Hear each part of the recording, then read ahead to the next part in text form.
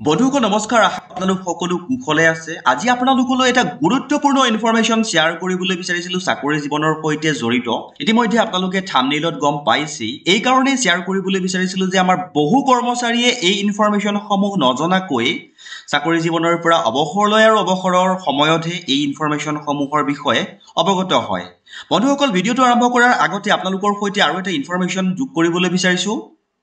ইনফৰমেশ্যনটো হ'ল যোৱা ভিডিঅ'ত আপোনালোকক জনাইছিলোঁ যে শ্বেয়াৰ বজাৰৰ অ আ ক খ অৰ্থাৎ একদম আৰম্ভণিৰ এটা ভিডিঅ' আপোনালোকৰ ওচৰলৈ আনিবলৈ যত্ন কৰিম আৰু আপোনালোকক জনাবলৈ পাই সুখী হৈছোঁ যে সেই ভিডিঅ'টো এইটো সপ্তাহতে আপোনালোকৰ ওচৰলৈ আনিবলৈ সক্ষম হ'ম আৰু এটা ইনফৰমেশ্যন আপোনালোকক এইখিনিতে জনাই থ'বলৈ বিচাৰোঁ যে আমাৰ চেনেলত নতুনকৈ এটা প্লেলিষ্ট ফাইনান্স বুলি আৰম্ভ কৰা হৈছে সেই ফাইনান্সতে নেক্সট ভিডিঅ'টো আনিবলৈ যত্ন কৰিম ভিডিঅ'ৰ বিষয়টো জনাই থৈছোঁ আপোনালোকক চমুকৈ যে যিসকল গ্ৰাহকৰ ষ্টেট বেংক অফ ইণ্ডিয়াৰ এটিএম বা ডেবিট কাৰ্ড আছে এটিএম কাৰ্ড আছে তেওঁলোকৰ এটিএম কাৰ্ড থকাৰ পাছত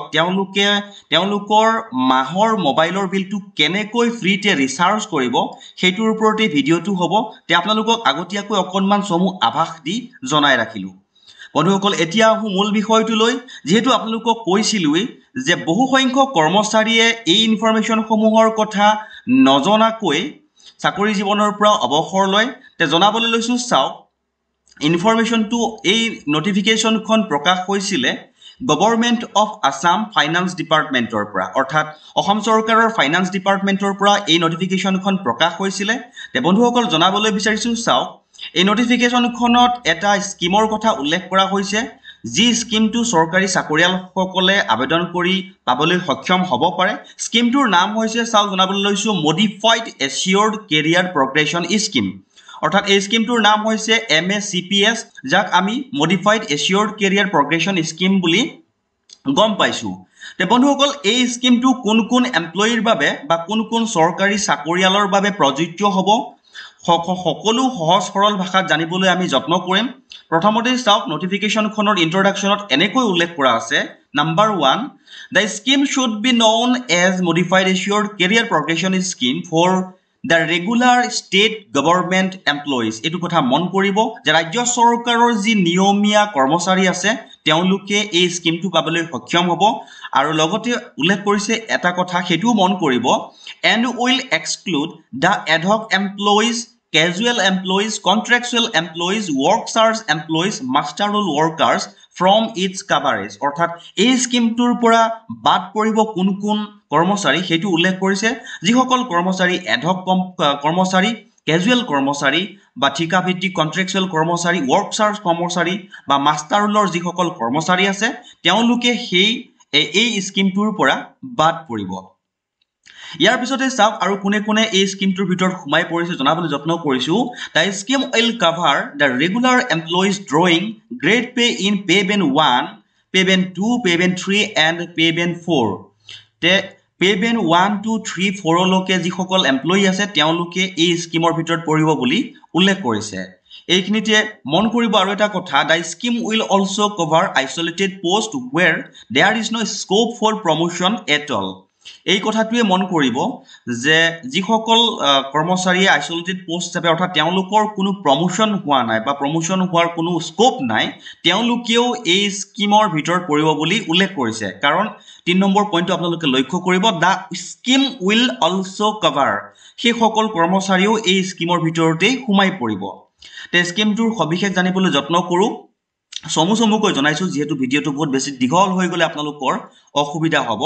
3 নম্বৰ পইণ্টটো আপোনালোকে মন কৰিব সেইটোৱে গুৰুত্বপূৰ্ণ point the financial upgradation will involve grant of 1 increment in the pay band of the employee without changing its grade pay in case any employee is drawing their highest amount of pay band he would be granted an increment and the pay band for the purpose shall be deemed to have been extended to that extent the বন্ধুসকল জনাবলৈ লৈছোঁ যে এই যিটো scheme এইটো এটা financial আপগ্ৰেডেশ্যনৰ scheme বুলি উল্লেখ কৰিছে অৰ্থাৎ ধৰি লওক এটা ইনক্ৰিমেণ্ট আপুনি পাবলৈ সক্ষম হ'ব তেনেকুৱা এটা অৰ্থ বুজাই আছে এই 3 নম্বৰ পইণ্টটোৱে যিহক সহজ সৰল ভাষাত জনাবলৈ যত্ন কৰিছোঁ যাতে সহজতে বুজি পায় আৰু সবিশেষ জনাবলৈ যত্ন কৰিছোঁ আপোনালোকে এই চাৰ্টখন দেখিলেই সম্পূৰ্ণকৈ বুজি উঠিব তো ইতিমধ্যে আপোনালোকে গম পাইছে ভিডিঅ'ৰ প্ৰথম পাৰ্টত কোন এমপ্লয়ীয়ে এই স্কিমটোৰ বাবে আবেদন কৰিব পাৰিব আৰু কোন এমপ্লয়ীয়ে নোৱাৰিব। তে যিসকল এমপ্লয়ীয়ে আবেদন কৰিব পাৰিব তেওঁলোকে স্কিমটোৰ বিষয়ে সবিশেষ জানিবলৈ চাওক। ইয়াতে লিখিছে service length from date of joining 10 years 20 years 30 years। আপোনালোকক একদম চমুকৈ জনাইছো চাওক, যিসকল কৰ্মচাৰীয়ে চাকৰি জীৱনৰ 10টা বছৰত প্ৰথম 10টা বছৰত যদি কোনো প্ৰমোশন পোৱা নাই তেতিয়াহ'লে এটা ইনক্ৰিমেন্ট পাব, আৰু যদি চাকৰি জীৱনৰ 20টা বছৰত কোনো প্ৰমোশন যদি পোৱা নাই তেতিয়াহ'লে দুটা ইনক্ৰিমেন্ট পাব, যদি এটা প্ৰমোশন পাইছে তেতিয়াহ'লে এটা ইনক্ৰিমেন্ট পাব, আৰু যদি দুটা প্ৰমোশন পাইছে তেতিয়াহ'লে কোনো ইনক্ৰিমেন্ট নাপাব। আৰু যদি এজন কৰ্মচাৰীয়ে তেওঁৰ চাকৰি জীৱনৰ 30টা বছৰত যদি কেতিয়াও প্ৰমোশন নোহোৱাকৈ যদি এই কোনো ফাইনেন্সিয়েল বেনিফিটটো পোৱা নাই, অৰ্থাৎ এটাও যদি পোৱা নাই, তেতিয়াহ'লে তেওঁ 3টা ইনক্ৰিমেন্ট পাব বুলি উল্লেখ কৰিছে। আৰু যদি তেওঁ এটা পাইছে তেতিয়াহ'লে তেওঁ দুটা ইনক্ৰিমেন্ট পাব, আৰু তেওঁ যদি দুটা পাইছে তেতিয়াহ'লে তেওঁ এটা পাব, আৰু যদি তেওঁ তিনিওটাও পাইছে তেতিয়াহ'লে তেওঁ এটাও নাপায় বুলি উল্লেখ কৰিছে। অৰ্থাৎ আমি এইখিনিতে চমুকৈ আমি জানিবলৈ পাৰিলো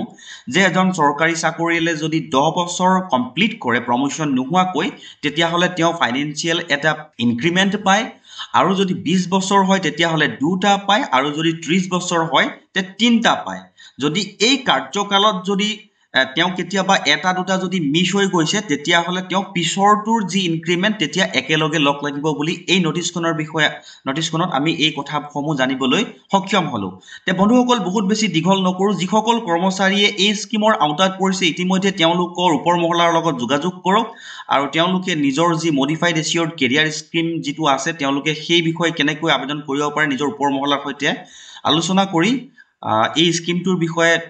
যি লাভালাভ বা নিজৰ নামটো স্কিমৰ আণ্ডাৰত সোমোৱাবলৈ সক্ষম হ'ব।